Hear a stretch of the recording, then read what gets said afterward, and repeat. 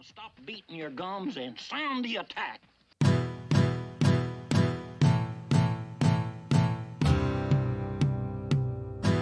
All right, hello, and welcome everyone to another episode of the We Got the Chocolates podcast. We join you for episode 44 here. It'll be another interview, but first of all, welcome Mitch, welcome Haz. How are you guys? Good, thanks Lee. Good to be here again. Hi everyone. Also good, thank you Leighthal. Hey everyone, how are we? Pretty stock standard. We could almost pre-record that part, to be honest. It's a pretty stock standard answer from you, Skinnell. Yeah, good point. Doesn't change much. All right, well, welcome to the song for this week, guys. There we go.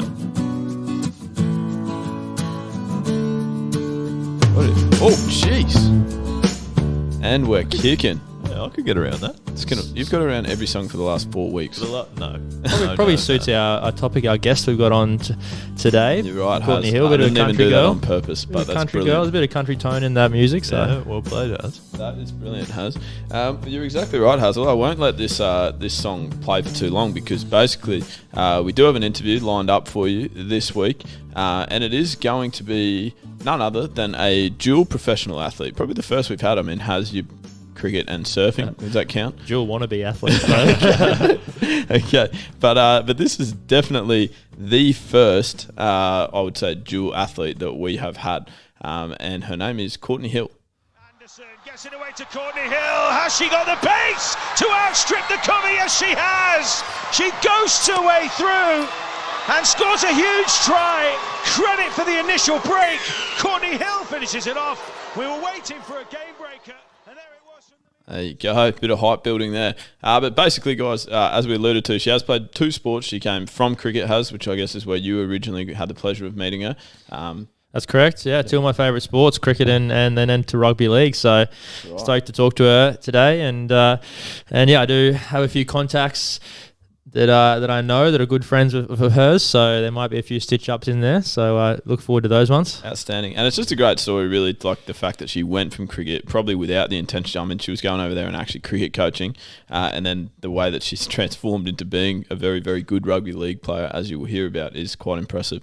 So, I mean, yeah, it's easy listening, but there are a couple of things that we need to notify you of before we get into that. We'll probably do that before and after the episode, but there's plenty going on at the moment. We've obviously got the Tote 11. Mitch, can you tell us a little bit about that? Yeah, I can. Yeah, sure. Basically, we found out that Haz is very tight with his money, and a few other people also came forward. So we've started to sort of build a team of the tightest of all time.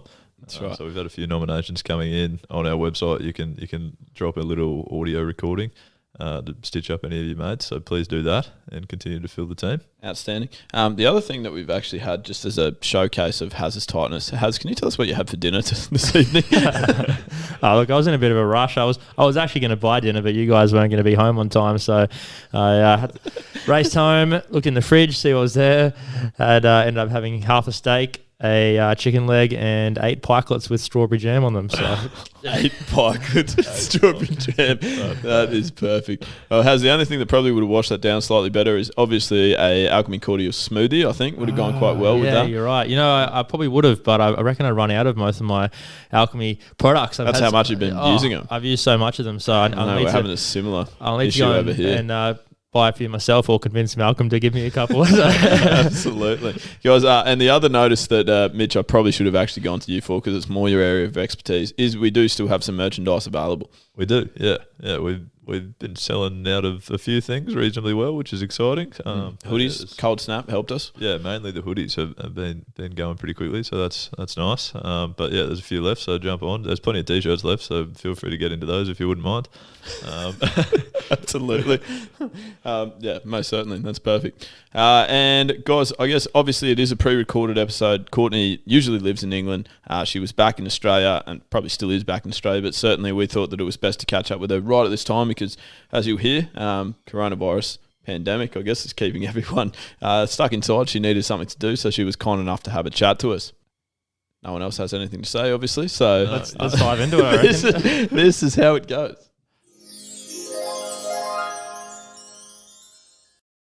Okay, ladies and gentlemen, this is a serious guest we've got lined up for you here. Most people probably struggle enough playing one sport, or particularly that is the case for me. But we have someone here, Haz and Mitch, who played for the Queensland Fire as a professional cricketer from 2009 to 2014, and then the Brisbane Heat in the WBBL from 2015 to 2017. Then there was a change of sports to play rugby league, where she has debuted at scrum half for the Leeds Rhinos in 2018 in the Women's Super League in England. The following year, she was captain of the team and was named Woman of Steel as the best player in the competition. Is that award? She is not faded in at the moment, but hopefully she can hear us. Courtney, have we got you there? Yep, gotcha. Loud and clear, boys. This is Courtney Hill, everyone, is the person that we are very, very fortunate enough to be speaking to today. How are you, Courtney? Yeah, good, thanks, fellas. Really good. Excellent news. This is Lee. I do probably too much of the talking, some would argue, but I'll introduce you to everyone else as well. Obviously, you know Sam quite well. He will speak now. Hey, Courtney. Hello, Sammy. How you going? And also Mitch is here as well, aren't you, Mitch? I am, yep. Although I'm at the opposite end of the spectrum. I probably do very little talking, so I'll get some words in now and that'll do me. That's right. Absolutely. Now, Courtney, we should probably start by saying, obviously, this is quite an interesting time that we're speaking to you in terms of there hasn't been a great deal going on. Where are you located at the moment? Because we've read out in your bio there that you've spent some time in Australia and England. Where are you at right now? Right now, I'm actually laying in my bed with the doona over me because I'm a palm. I shouldn't be this cold, but I'm freezing tonight. But I'm on the Sunshine Coast. I shouldn't say that I'm stuck in Australia because stuck is a terrible word to use when you're out here in beautiful sunshine. But yeah, currently on the Sunshine Coast, can't get back home. I call it home to England. Just with all this COVID, obviously. So interesting times for everybody. Just means that I get a little bit more time out here in God's country. That's exactly right. Well, we might just delve into that background of sort of how you got to be in England throughout the interview, but we might start right at the very beginning, Mitch. Yeah, sure. So, Courtney, you were born in Maryborough, I believe, and raised in Rockhampton. Don't tell too many people. Okay. That's right. I don't think too many people will be listening to that. That's really good research straight away, straight out of the box. Yeah. And then, you made your debut in cricket for the Queensland Fire in 2009. And I did some phenomenal research on your Wikipedia page, and you moved to the sunny coast in 2011 to pursue your cricketing career. Is that right? So you've moved here 2 years after making your Queensland debut. How did that work? Yeah, you pretty much nailed that, actually. Because it seems so I was in Rockhampton for quite a few years after I went to boarding school. So I was up there for boarding school. Spent a couple of years teaching, and I tried to do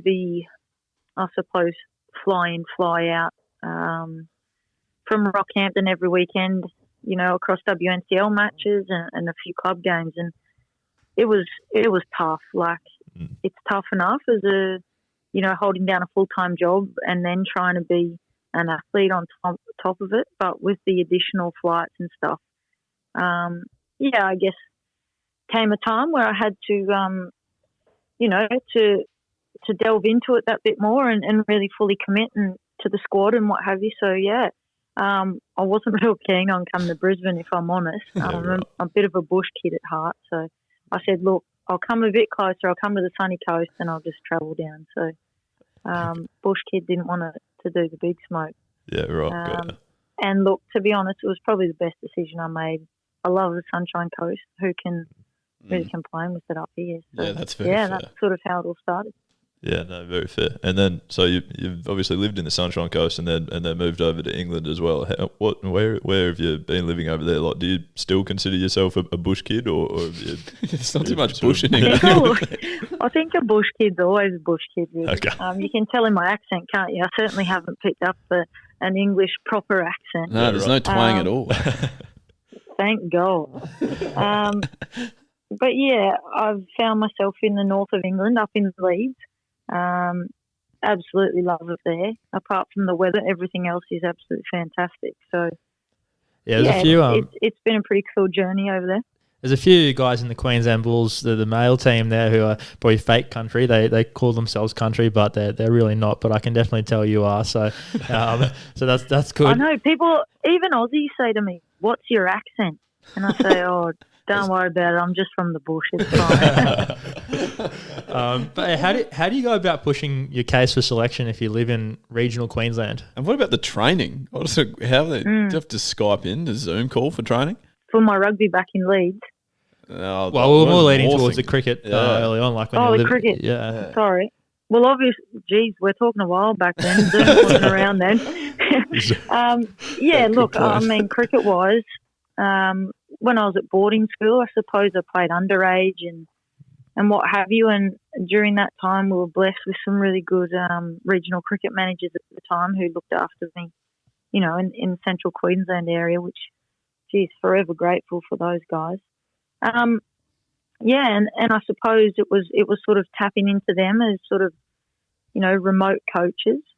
And then obviously their communication with the head coaches at the Fire. And, you know, it would have been a bit of a tough gig for them, but they made it happen for me, which was brilliant. But obviously it never replicates, you know, you can do all the training you like. And I suppose cricket's a great game for that. It's so individual within a team, but there's just so much you miss out on as a squad. And it's not so much the skills, but it's, you know, that connection with your teammates that, you know, was fantastic. Made the move and never looked back.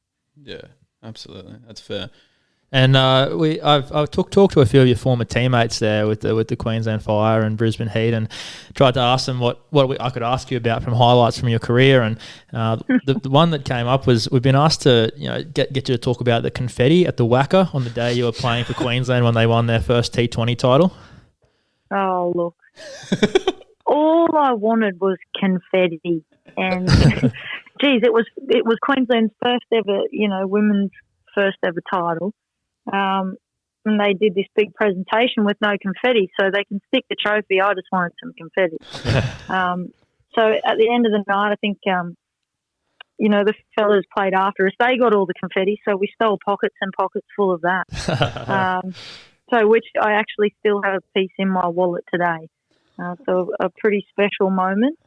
And for some reason, I've got that one little bit of confetti. So every time I open my wallet and go to look for some loose coins, you know, it's a lovely little reminder of, you know, an incredibly special day, and yeah, a bit of fun to go with it.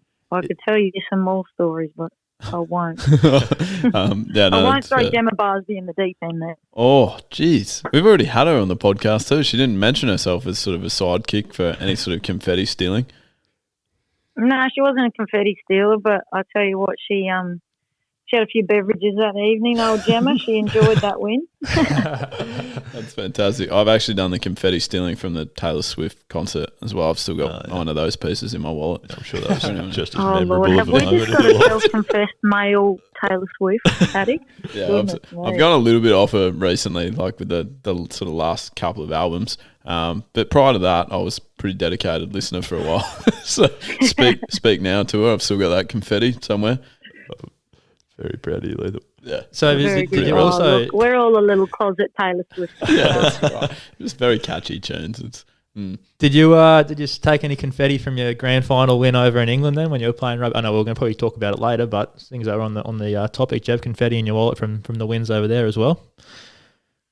No, I didn't, and you know what? I probably should have.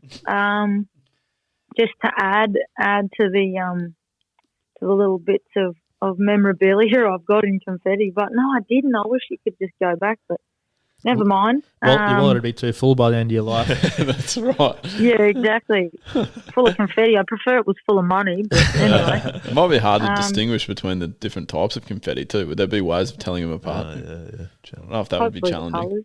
I don't know, but yeah. Look, no confetti. Just I guess that means you got to win another one, and I'll grab a handful then. Yeah, we might go on with your rugby league then, hey, Haz? Yeah. So in 2018, you decided to move to England and join your partner there. This is where things get interesting because I don't want to ask really too many closed questions here because I think everyone just needs to know how you found yourself playing for the Leeds Rhinos as a professional rugby league player not long after playing cricket here in Australia. Yeah, I suppose when I first went to England, which was 2017, I took 6 months off work to go and spend some time over there, and I'd had a couple of ankle surgeries from, cricket injuries and what have you, and I went over to England obviously to spend time with my partner, but in search of, the summer cricket over there because I'd missed so much during our summer. And during that time, I encountered the dramas of visas. Holy hell, what a nightmare that is. So they've said basically you can't play cricket here. So going back to live full time in 2018, I thought, well, right, I can't play. I'm not allowed to play cricket. I couldn't even play G grade local muck around cricket, which was interesting. Yeah. I'd finished my cricket here, and I thought, what the hell am I going to do? This is a disaster, really. Like, I'm going to be a nut job. Like, I already am a bit of a nutcase, but like, I'm literally going to go mental. If I don't have sport, if I don't have all these things, you may as well put me in rehab now. So I went in search of, well, what can I do? And I'd seen on social media that the Rhinos were running some trials because they had started a new women's team in the competition. So I looked at it. I just thought, well, hey, I played a bit of touch footy, and I used to play like rugby league as a kid, not since I was 12. So you're talking almost 2 decades. But I thought, you know what, cricket was so, I shouldn't say restrictive, but when you're a professional athlete, you're tied down to that sport and that sport only. And I thought, hey, silver linings here. I can try this again. So why not? So got a phone number of the captain there at the time and just said, hey, I'm an Aussie coming over to live. I haven't got much experience in rugby. I used to play cricket and stuff, but I've missed trials. Any chance I can get, come in late and have a bit of a trial? So they said yes, went on in, and the rest is history, I suppose. How good's that? Amazing. And then 7 tries and 65 goals in your first year, I believe, after not playing the first game of the year. So that's pretty impressive. Like, how do you turn into the team's first choice goal kicker so quickly? Because none of the things that you've mentioned would indicate that you were just destined to be a goal kicker. But you played touch footy where you're not able to kick, and then the only thing I kicked at cricket was a lot of toys occasionally. Kick the toys out of the court, have a bit of a tantrum. But did you ever get given LBW a few times? No, they'd never touched the pad, just went straight through, took the bails out. Simple. Don't worry about LBW. How the heck did the kicking come into it then? Well, look, it was literally in my first game. And I don't know why. I can't really remember, but our goal kicker said, she just kind of, I went up and we were celebrating the try, and she said, can you kick? And I said, oh, I've seen it done on the telly. I'll give it a go. And she was like, here, you take it. I don't know why, if she was injured or something at the time, but I said, righto, I'll do it. And from there on in, I somehow just took the reins. And to be honest, I think I love goal kicking. I love that. Maybe it's from a cricket background where everything is such an individual skill and what have you. It's really the only individual moment in a rugby league game. And I love that little bit of extra pressure is on you and solely you for that little bit of time and for that moment. So, yeah, I loved it. I love the pressure of it. And to be fair, I trained pretty hard for it. So I've turned into a bit of a goal-kicking nerd. Really? I picked the brains of one of our England greats in Kevin Sinfield. Oh, yeah. He's sort of my kicking coach, and he's very generous with his time in helping me. So Kevin and I get real nerdy together talking goal kicking. Well, Courtney, I actually I used to goal kick as well in a very good standard of rugby league. So it's like, and we're talking like under 17s, probably Div 4 or 5. Very impressive. And I got real particular about the kicking tee that I use. Like when it's Mitch here who actually used to run the kicking tee to me when we would play. Yep. And a couple of times he ran me like this plastic clear one that stunk, and I could have sworn that it was all to do with the kicking tee. Do you have like a magic kicking tee or one that you're very dedicated to? I do. Yeah, I don't know what it is. Get a little bit OCD over these things. I know what you're talking about. It's. I've even got my kicking tee out here in Oz with me. So everywhere I go, I've got my kicking tee with me. And we have a backup one in England, but I've got this. It's my old one. It's the original, and God save me the day I lose it. But yeah, I carry it around with me wherever I go. That's elite. Yeah, right. And Courtney, so you've only played a couple of seasons over there, but we've already alluded to that you've already ticked a grand final win off the bucket list. That must have been a pretty special moment, I'd assume. Yeah, well, probably even more so because in the first year we'd won the League Leaders Shield and then the Challenge Cup, but we lost by 2 points in 2018 to Wigan with about 40 seconds to go. We gave away a penalty right in front of the stick. So that would have been, the clean sweep of all 3 trophies. So we're pretty hungry, and I suppose that's the big one, isn't it? The grand final winners. And, so we went after it pretty hard last year. Unfortunately, we missed the league leaders, but we got 2 out of 3 again.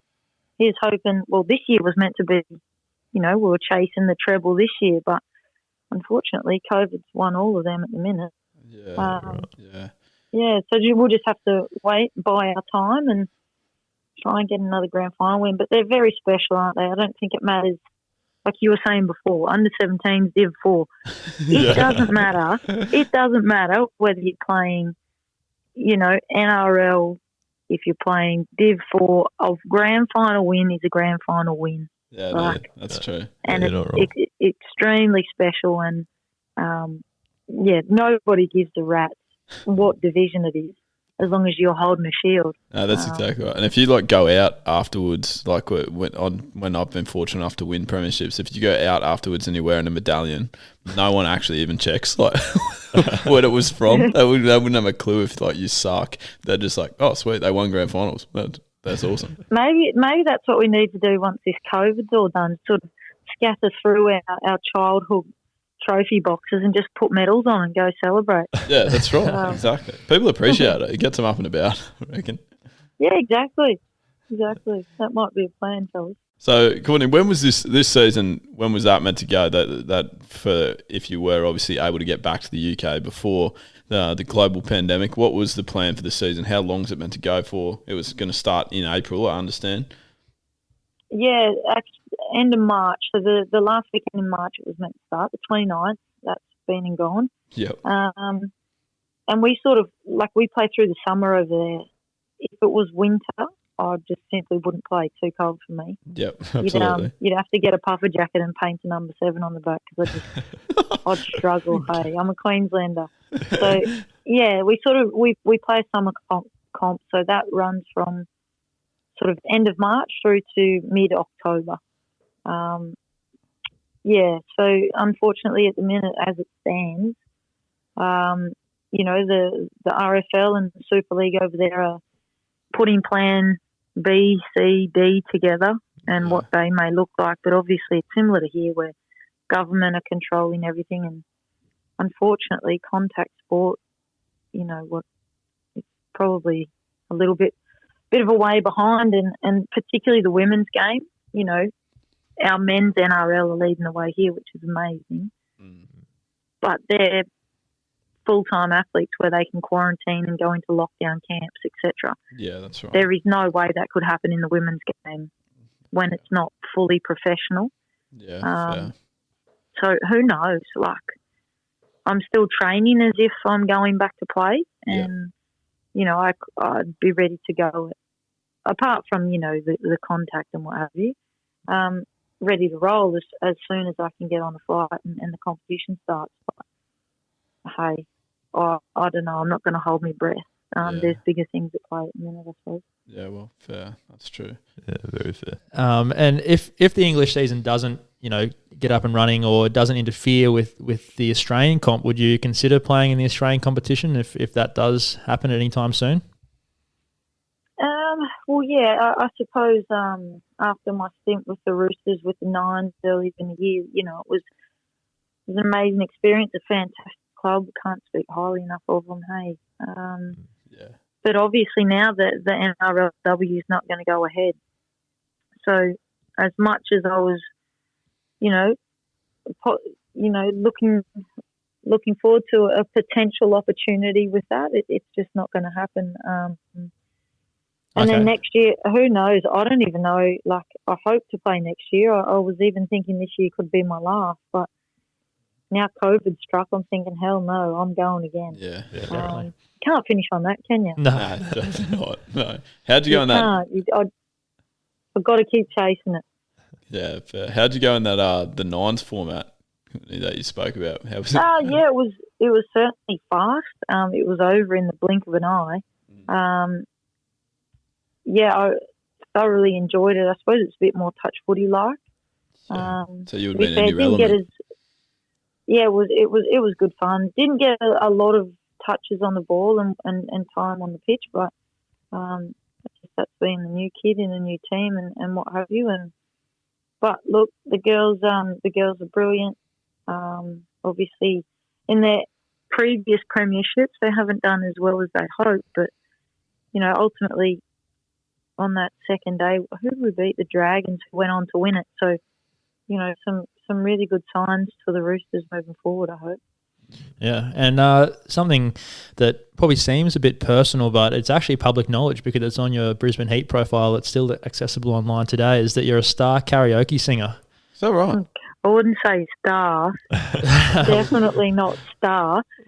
What would you say? Yeah, just karaoke sing. Just happy to give it a crack. Probably just like average to poor would be, it would be a good title for me. Any particular tracks that you perform really well?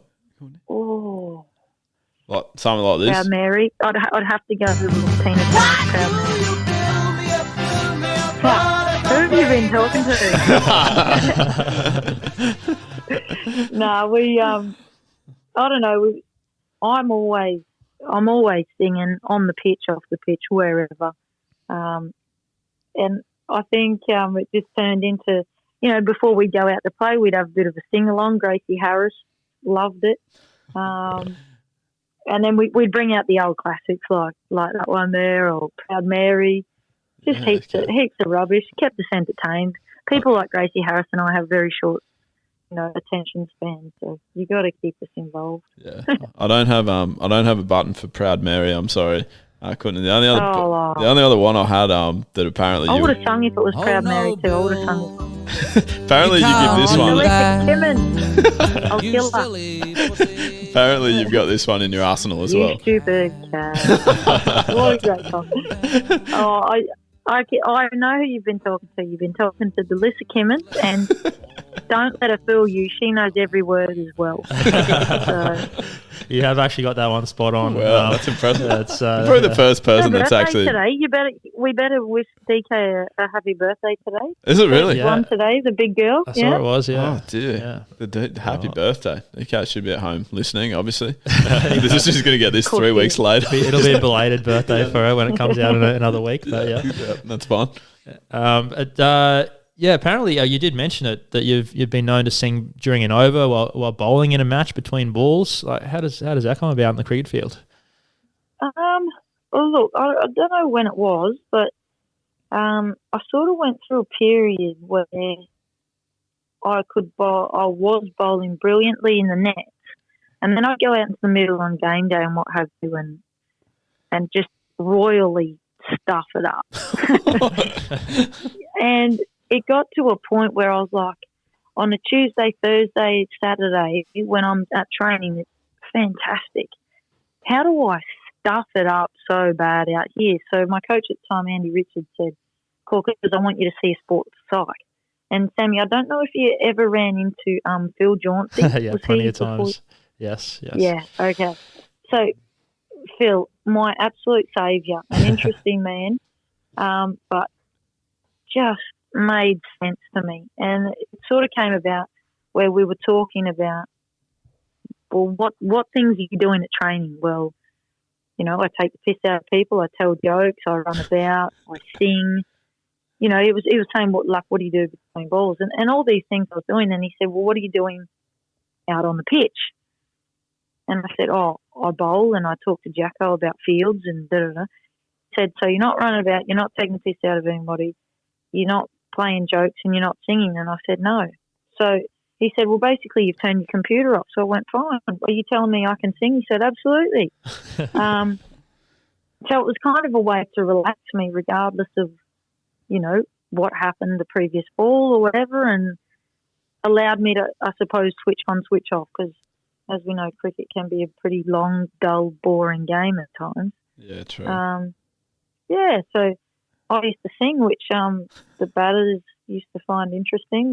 The umpires used to, sort of find very interesting, I suppose, and wonder why I did it. So there it is. That's why I did it. I can see the cogs ticking over in Haz's head here, Courtney. I reckon you've got him solved. He'll be singing.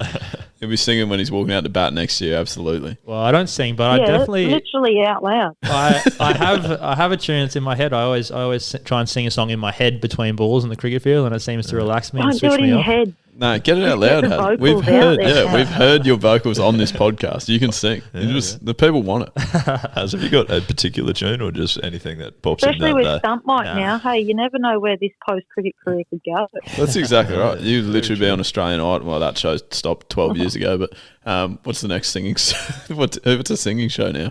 X Factor, maybe?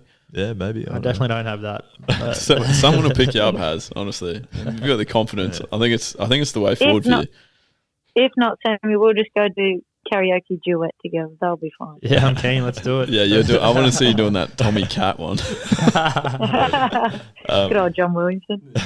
And Courtney, speaking of those couple of songs that we played, what is sort of your go-to genre in between balls? Are you sort of a country music fan, I take it? Or? Oh, to be honest, I'm just a little bit old school. I think I was born 20 years too late, honestly. Right. I just like old sing-along. So Proud Mary is an absolute go-to in between balls. Okay. Build Me Up by the Cup. Yep. It could be ABBA. It could be the Beatles. It could be Crowded House. Crowded House was always a good choice. Okay. Just anything. Just anything literally that will get others involved as well. The more people. So we named ourselves the Fire Choir there for a while. Okay. Just a good sing along. Nothing beats it, does it? Yeah, no, that's good. Because I was going to say country music I've found can be a little bit polarising. I know we've got like Marnus and Jimmy Pearson are massive fans of country music around our club, and I certainly can't say I'm getting involved in too many of their sing-alongs. Oh, come on. Once you get bitten by the bug, you won't go back. Yeah. A little bit of country. With DK obviously being a Warwick girl, we'd always be singing a bit of country. A bit of Garth Brooks. Mitch is more likely to rap an Eminem verse at rapid speed when he walks out to bat, though. That's the only problem there. Yeah, slightly different genre. There was definitely no Eminem thrown out. Good. Another thing, while we were doing some research here that I found, is that you actually didn't just go straight from cricket to rugby league. You actually included sprinting in there as well. I think 2014 was the year that you decided that you might take up sprinting as well. Oh, look, I dabbled in it. I wouldn't say I took it up. I dabbled in it. So it was a teacher at school, actually. He ran a sprint group up here on the Sunshine Coast, and I found that during the week, you know, obviously I'd go down for squad sessions, but I'd never got down to do, you know, gym. I still did gym and my running sessions by myself up here on the coast, and I'm a bit of a social butterfly. I enjoy that. So to train on my own was boring and hated it. So I reached out to him and said, hey, you've got a sprint squad. Can I come and join you? So he said, yep, come on down. They ended up, you know, doing surf lifesaving and teach sprints and what have you along with it, which was pretty cool. But he said to me, right, you're going to have to come down to the track whatever nights, Monday, Wednesdays. Sweet, no worries, I'll be there. He said, you're going to need some shoes. And I said, shoes? Like, I'm a bush kid. We don't wear, like, I've never worn shoes to sprint in. Come on now. You go faster barefoot, don't you? Well, I reckon. Aerodynamics. Who knows? But he said, you're going to need some spikes. I said, I've never worn spikes in my life. So off I went into Amart and found a pair on the sale rack. They were like cheap as chips. Old mate, they were down for $30. He said, I'll give them to you for 10. So $5 a shoe, and I was away. It was brilliant. $5 a shoe. Probably not just going to get one. $5 a shoe. I was actually cleaning up. I dumped all my stuff at my parents actually when I went to the UK, and they were in there the other day. So I've had them out these last few weeks down at the uni track. So for $5 a shoe, I think I've got pretty good wear out of them. That's good. Tight ass I am. So I mean, I dabbled in it. Had a couple of races and managed to win one, which was pretty awesome. Good. It was. You've genuinely won a race. It was like a gift race. Okay. Yeah, took the cash on the day, which was cool. It was you should have turned that into a full-time job. Look, I think my sprinting days are over. But yeah, got to race that and went down to the stall gift, which was awesome. Didn't get through to any of the finals or anything, but I tell you what, that's an amazing event. You know, we talk about all these incredible sports events in Australia, and you know, playing cricket at the Gabba or at the Wacker, or you know, footy at the MCG. All these things, I don't think you can rule out a stall Easter at the stall gift.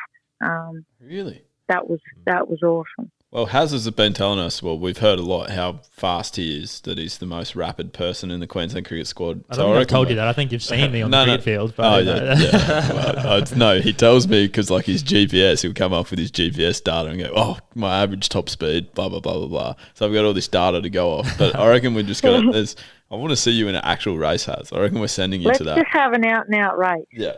No data. No GPS involved. I just want to see you straight out of the blocks and see how you go. I saw you score a runaway try over there for Leeds. I don't think I've got you covered. I think you've got me there. Look, we'll have to make it a bit longer. I'm shocking over the first 10 or 20, but when I'm up and going on, you know, that's a bit better for me. So I'll meet you at 80 metres. How's that? Perfect. I look forward to this. This will be good. I'm happy. Bit longer than a boundary, so I'll push him out of his depth. Yeah, exactly. That's right. And so, you know, we've said a few different things you've been good at now. Your cricket and your rugby league, your singing, your sprinting. The list is growing. Please remove that off the list. Which one are we removing? The singing. What's something you just haven't been able to master yet? Tennis. Boom, tennis. I would be really good at tennis if it wasn't for the net. I'd be an absolute weapon. Yeah, it's a pretty big part of the game. But perhaps I should have taken a few more lessons off Poddy when she was at the Heat. But yeah, tennis. I just want to belt everything, and it's certainly not about that, is it? Really? It's annoying, isn't it? You should speak to Mitch about tennis if you think you're bad. We had 15 minutes worth of hitting the other day where Mitch could not get. You know how people like when they're trying to rally, they'll just drop the ball and underarm it over the net? Mitch can't do that. Yeah. I hit 8 of those in a row into the net, just little underarms. So. He'd be really good not alone, he'd be really good at tennis if it wasn't for the net and also the side fence and the back line. I was chasing a few tennis balls down the street as well. That was a good day. Maybe we'd be a good match. So I'll race them in 80, then we'll challenge you in tennis. And what are you going to offer, Lee? I must be left with the karaoke box. And I'll be going straight to Enrique Ice Glaciers, Can't Escape My Love. Oh, great song choice.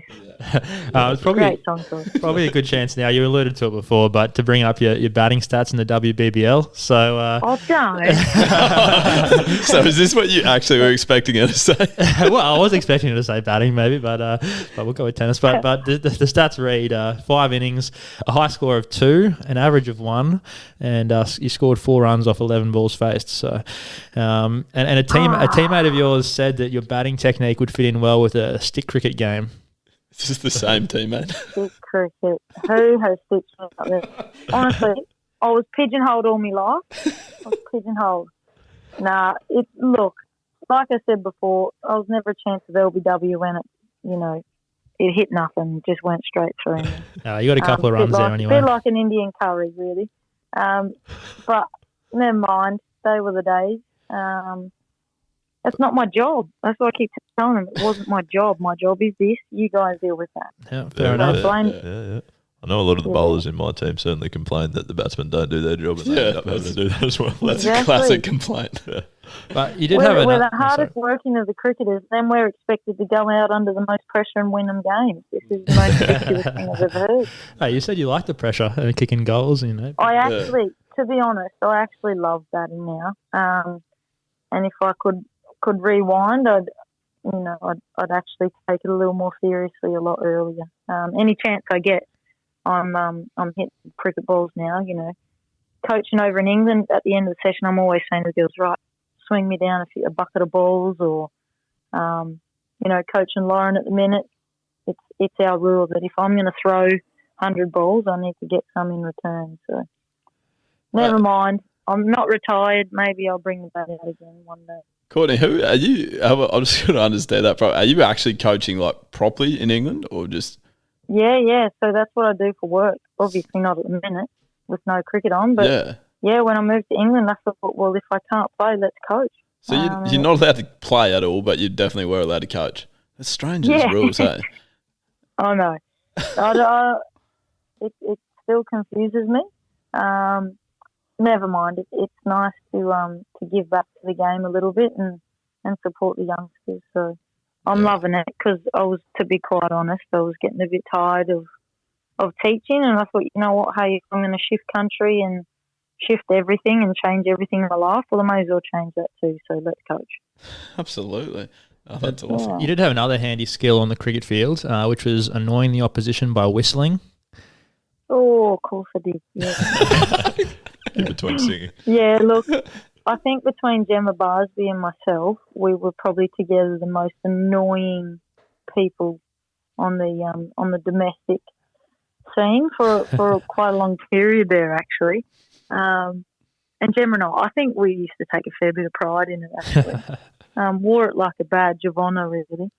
But yeah, used to whistle, and have certainly gone under many skin doing that. But it was just a sort of, I think it was because I was bored, really, out on the boundary by myself and couldn't talk to anyone.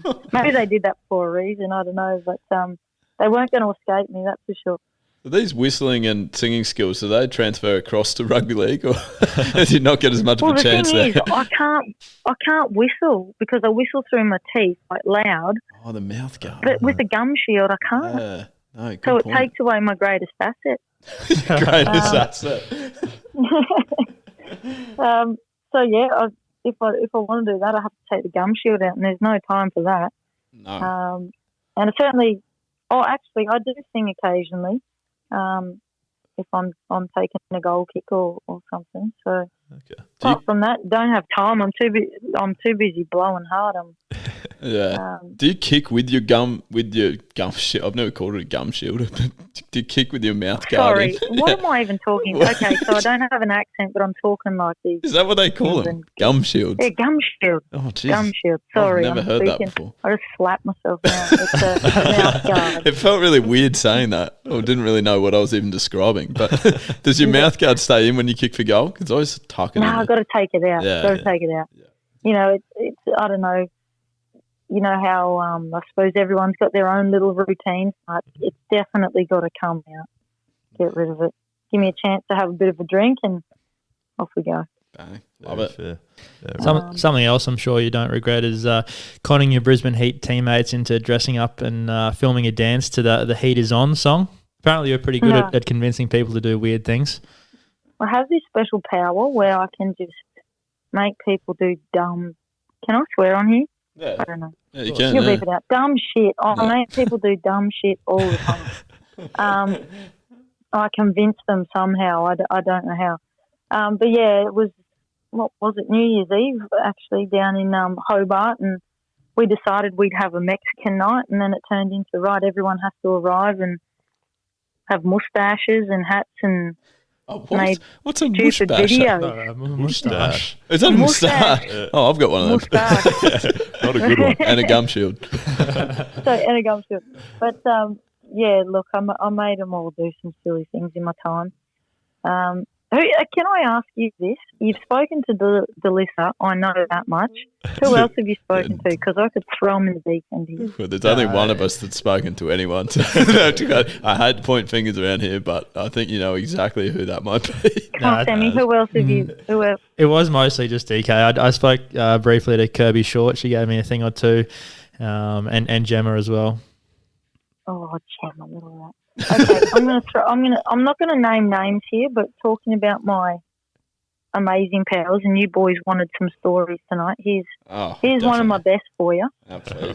So I can't remember what year it was, maybe 2014, 2015, and it was the hottest day on record in Hobart. Do you remember when they had those terrible bushfires? Yeah. Yeah. So it was, December, January time, stinking hot. It was 42 degrees or something in Hobart. So I wasn't overly well planned because every other time I'd been to Hobart that time of year it was still freezing. Yeah. So I'd packed jeans and jumpers and all sorts. So we went out for dinner and we're walking home only in my jeans, stinking hot. Ice cream is melting everywhere because we'd always go on the ice cream run. And I jokingly said to the girls, "It is that hot, I'm going to walk home in my Jocks." So I don't know how it came about, but we're walking past Constitution Dock there, and I said, how good would that be if we called it Constitution Jock and we got a photo of ourselves, in our bonds on the harbour? That would be pretty amazing. So somehow I got them back to the hotel, said, everyone go and change your knickers into some good bonds undies because we can't have the sweaty ones. We have to get new fresh undies. And we're going down to the dock, and we went down this interesting little arm of the dock where nobody was. I could name names, but I'm not going to. All I'm going to say is there was 6 of us, and we decided, right, let's rip the jeans off and do a Bonds underwear shoot, and we'll call it Constitution Jock. And we set the cameras up on timer, and we did like the Toyota, oh, what a feeling jumps and everything. And, yeah, that photo will be forever a classic. And I tell you, I convinced some very mature professional adults into doing that. I just love the fact that you got them to go home to get changed into undies to then come back and get a photo. How would you manage and we all had to make sure we had different undies on, like we couldn't have 2 in the same. Like if it's going to, and I said if Bonds use it for an advertisement one day, it's got to cover all varieties of their undies. So hipsters. Not sure if we had G-strings. Now they're divulging too much information, but yeah, look, I'm not saying any names, but obviously I was a part of it. Yeah, right. Sounds like you would be a great school teacher then. You'd be able to convince the kids to do any amount of work and they just listen to you and do it by the sounds of it. Should be great in advertising as well. I wish. You've obviously never worked with 14-year-old boys and girls. Oh, God. Yeah, correct. Yeah, no, the powers didn't extend that far, I'm afraid. Oh, dear me. That's no, Mitch, I think you were going to ask the next question. I'm still rattled by this. You're not right. This Constitution Jock photo. I love it. Yeah, if you've got a link, we're just going to throw it out there to Bonds. Yeah. The photo wasn't of great quality, but if they're willing to do Where a do we find it? Can we get it? Look, this is the thing. It's top secret. Oh, right. Okay. We all sort of made a pact-ish. I'll say ish because I'm talking about it. But, yeah. If Bonds want to do a reshoot, like with a proper camera, height, HD kind of proper scenario, where I reckon I could get a few few good sorts down to Constitution Jock for them. Unfortunately, we're not actually. We don't have a partnership at this stage with Bonds. We're actually we've just been working with Alchemy Cordials, unfortunately.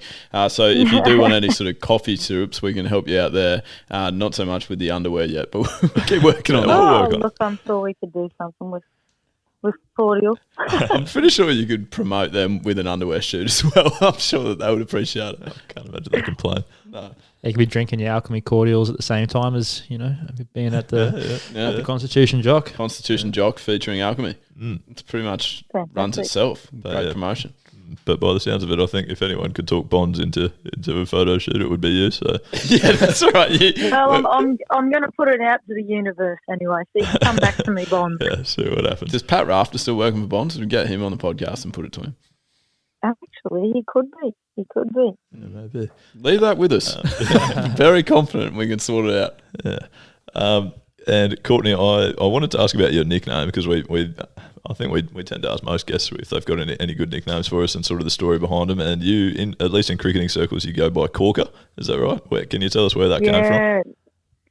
Look, to be honest, I rarely go by Courtney.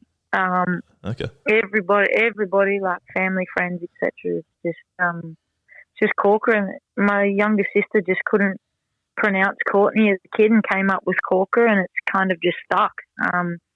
Right. I suppose it's not one of those nicknames you remember being called. It's just forever been that. So, it sits a bit more comfortably than Courtney. Like going over to England, everyone over there calls me Courtney mostly. I don't really go around introducing myself as Corka, but they've started to pick up on it now from like Insta, and my mum came over last year and was shouting, Corkers and what have you, and referring to me as that. So I think that'll follow me forever, that nickname. But hey, there's worse out there, I think. Yeah, and as a fast bowler, how many times did you hear "give her a Yorker, Corka"? Oh, don't have enough fingers and toes for that one. Classic banter. Yeah, plenty of times. It's quite a nice little match, really, isn't it? Yeah, it actually works quite well. Inspiring. And Courtney, we're pretty much at the end here, as you've said. You're in the wrapped up in the doona, so probably getting close to that time of the night. But we were wondering, you've obviously given us one cracking story already. So would that be your go-to? Do you reckon if we were to put you on the spot and say, look, Courtney /Chill/Corka, we need you on a sports person's luncheon. We need you to entertain this crowd for half an hour. Do you have other stories that you're going straight to that you just know are in the bank, or is the Constitution Jock one going to be at the top of the chain? Well, Constitution Jock is up there, definitely. I've got plenty of others. Like, gee whiz, I can tell you about the time Beth Mooney and I ran across the tarmac to the wrong aircraft when we were leaving Canberra.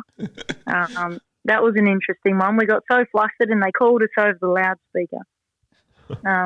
Mooney and I were having a bit of a D&M before returning back to Brisbane, and, it was Miss Courtney Hill and Miss Bethany Mooney, would you please go to gate whatever? And we pooped ourselves and it flew through the airport, flew through security, threw our backpacks on. We're still trying to zip them up and we're about to miss our flight. And I was in front of Mooney and I just went straight out the door. It was, how you don't go down the tunnel, you go onto the tarmac and then up the stairs. Yep. So I've come out the door and I just saw an aeroplane and I went, sweet, that's our plane. And I absolutely legged it for this plane. Mooney, being young and impressionable, just went, well, Corka's is running that way, I'll follow her. And you talk about my sprinting career, I don't think I've ever run faster than that day. And I was floating along and I got to the bottom of the stairs and I'm talking across the tarmac proper. Got to the bottom of the tarmac and this flight attendant ran at me and he's sort of going, stop. And I said, I got to the bottom of the stairs huffing and puffing and I looked at him kind of laughing and he said, you're not getting on this aircraft. I said, yeah, I am, like thinking he's joking. Yeah, I am, actually. Puff. And he said, no, you're not. And he starts getting angry with me and I held my ticket to his face. I said, yeah, mate, I am. I'm on this flight. He said, no, you're not. And then I hear Mooney screaming, and I look back, and there's these security guards chasing us across the tarmac. No. And Mooney's yelling, Corkers, Corkers. We'd run, well, I say we. I had run to the wrong plane. And about 100 metres the other way was our aircraft with the rest of our teammates, you know, on the stairs going up to get in, and members of the public absolutely wetting themselves laughing. So I don't know what they thought was in my backpack, but I was running pretty fast to the wrong plane, so I think they were a bit nervous at the time. But got on, and everyone who was on board, you know, they were looking out the windows watching all this commotion go down, and we got the biggest cheer when we got on the plane, so at least we entertained them a little bit. That's right. It's a real tale of redemption finally getting on the plane there at least. That's cool. Oh, never laughed so hard. Poor old Mooney. She said she'd never follow me again. Yeah, Courtney, or Corka, I should say. It's more better for you there. Courtney's starting to sound really weird. Yeah. It is. It's very formal, very official. I'm not in trouble, so don't. We're running a bit of a tote competition or segment at the moment, which stands for tightest of all time. We're making a team of 11 people, but we're just getting nominations at the moment. Now, Gemma Barsby's already been nominated by DK actually as well. Was it? Yeah. But do you have any nominations for our tote 11? Anyone who's a really tight with their money or fiscally responsible, as we like to say? Should also clarify all To three be of us have honest, been nominated. I think it's a self-nomination. Oh, really? I was going to suggest that after the $5 It's a shoes. self-confession. Yeah. You know, I am told that I'm a bit of a tight ass. Like I said, $5 shoes that just keep on giving those $5 per shoes. But honestly, I hate partying with my money massively. Perfect. I hate it, even to the point, like, obviously I'm over here for a couple of extra months longer than I thought, so I didn't pack any warm clothes and what have you. So I've gone over to Mooney's yesterday. I'm scavenging all her Cricket Australia and Brisbane Heat warm clothes to get me through, because I'm not paying any more money than I have to, really. It's just smart, isn't it? Any donations of warm clothes, send them up to Sunshine Coast. They're greatly appreciated. We got a chocolate hoodie. I'm a proper tight ass. Proper tight ass. That's awesome. And it works well in the north of England because they're all pretty well known for being tight ass. Yeah, perfect. That works very well. That's the second self-nomination we've seen, actually. People are happy to dob themselves in for just being very responsible. All three of us have definitely been nominated as well, to be fair. So we're a massive chance of being selected. Oh, look, I'm quite proud of it, really. Proper, yeah. Well, why not? We'll be the one with money in our bank later on down the track. It'll come back in our favour. Well, we haven't had too many opening bowlers nominated, actually, so there's probably we've got to pick a proper cricket side. I think you'll definitely be number 11 by the batting stats. With your batting stats. you were also quite miserly with those stats. I need another chance to improve those stats. I'm not happy with this. Yeah, no, that's right. We'll look for opportunities as well. We've got a bit of a checklist to get through. Bonds first, racing with Haz, playing tennis with Mitch, and then karaoke with me. So there's plenty to come out of this interview. We've got a to-do list yet. We have. So when we're allowed out of isolation and before you obviously return back to England, that'll be the things that we can do. Righto. Awesome. Well, Corka, we appreciate your time so much. I think we'll speak on behalf of all of us. We've provided us with some great stories and some great insights as to a really classic code hopper story that we see quite often, people jumping straight from cricket to rugby league. No worries, boys. It was nice to chat. Like I said, it's at the minute it's in isolation. I don't really cope well without all the social interaction. So to kill an hour or so with you boys has been absolutely fantastic. So thanks, fellas. Oh, that's awesome. We've enjoyed it a great deal as well. Thank you. Thank you very much. And we look forward to No worries. And I'll look forward to this, well, what can we call it? These mini challenges we have coming up. And to be fair, we can do all three of them within 1.5 meters. So bring it on. That's right. And they can almost we could just make a day's activities and just knock them all off in the same time. Yeah, right. Absolutely. So Courtney versus Courtney. I shouldn't say Courtney. That sounds very formal. So Corka versus the lads. Best of three. Yeah, we'll take that. Right. We'll take those odds. Yeah, All right. I reckon. That's good. You're on. All right, we will most certainly be in touch then. Keep up the training, the goal kicking. We look forward to seeing you back on the field when you're allowed. All the best. Good on you, fellas. Thanks heaps, eh? Thank you so much. Righto. Catches.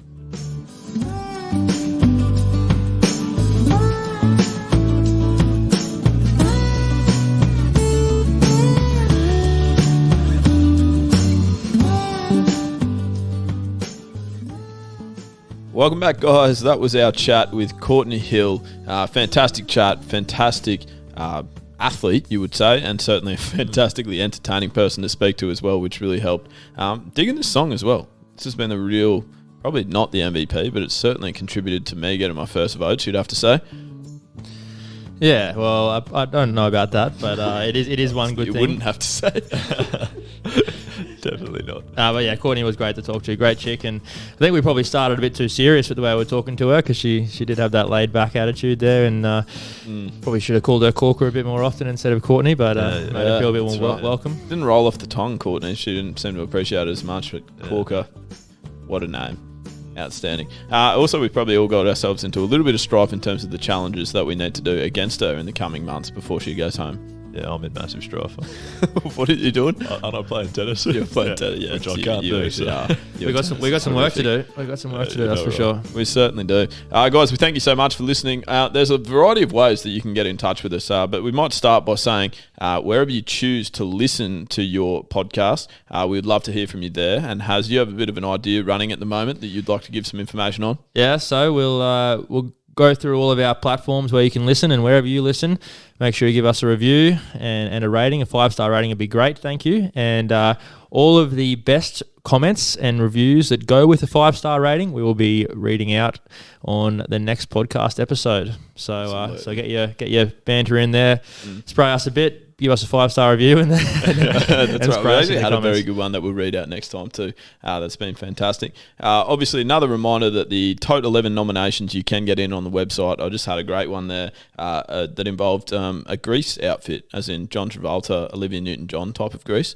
which would be quite an interesting one to play on the next podcast. So keep getting those in for us. And Mitch, where can people find us in terms of obviously listening, but then social media as well? Well, on social media, you can find us on Facebook, Instagram, Twitter, YouTube, all that sort of stuff. And if you struggle to find those websites, because I'm sure that they don't have much traffic by themselves, but you can always come to our website. We got thechocolates.com.au, and you'll find all the links there. Outstanding. That's exactly right. Yeah, make sure as we finish this, I'm going to go on my Supercoach team and make the changes. So make sure you make your changes. Talking about Rugby League tonight, so Teamless Tuesdays, aren't they? It is. So make sure you make your changes there, and if you're in our league, then good luck. Good luck, but not too good a luck, as they say, because we want to win. Are we ahead? We're actually ahead of Haz as well at the moment, so we're going to keep that going. Skin. I'm close to last, so it's not hard. Yeah, we got a couple of trades to make. Selection meeting after this. Thanks, Skin. That'll be perfect. And there was one more thing that I had to let you know. Oh yeah, I was sick of lying to you about saying listen to us wherever you get your podcast when we were probably only on Apple Podcasts and Spotify. So I rectified that, and you can literally find us actually wherever you get your podcast now. That might be Stitcher, Google Podcasts, anywhere that you can think of, we're there, guaranteed. So enjoy. Listen to this one. Listen to a couple that you've missed from previously because they're all belters. Couple of special ones, isn't there, Haz? Yeah, well, people are going to be driving to work a bit more now, so that's what you can do in your car rides. Now you're driving back to work if you're not working from home anymore. If you want, you can even rewind back and listen to the Sam Hazlitt debut episode. Oh, how about that? I believe it was episode 7, if my memory serves me correctly. I think you're right, yeah. Fantastic. Good. So Haz, you were on fire then too. Look how far you've come, Haz. That's right, exactly. You were very strong on debut. MVP, you'd have to say, goes to Courtney. Correct. Skinnell, you were poor for mine in terms of which would have tried to get a full vodcast out for people, but you went missing in action for 20 minutes and we don't have any footage for it. I don't think it was 20, but yeah, there's a little segment in there we've got no camera work for, so we'll stick to the highlight videos this week. I think you're just jealous that Skin's got 2 best on ground awards and you've got none. Streaking away. I've got the lead, so I'll cop that on the chin. This has been my best time on the buttons, I would suggest. And Haz, you've been flawless, but you also had pikelets for dinner, so you're struggling to get on the MVP board, I'm afraid. Cool. So it probably goes to Courtney. Excellent. Guys, that's all we've got time for. Thank you so much for listening, and we'll be back with you next week. good luck in the future. Insert us into the ears. Thank you very much. And as we've already talked about, stay in touch with us. We certainly love talking to you. We love talking about you, and we will see you next week. See you, everyone. Bye.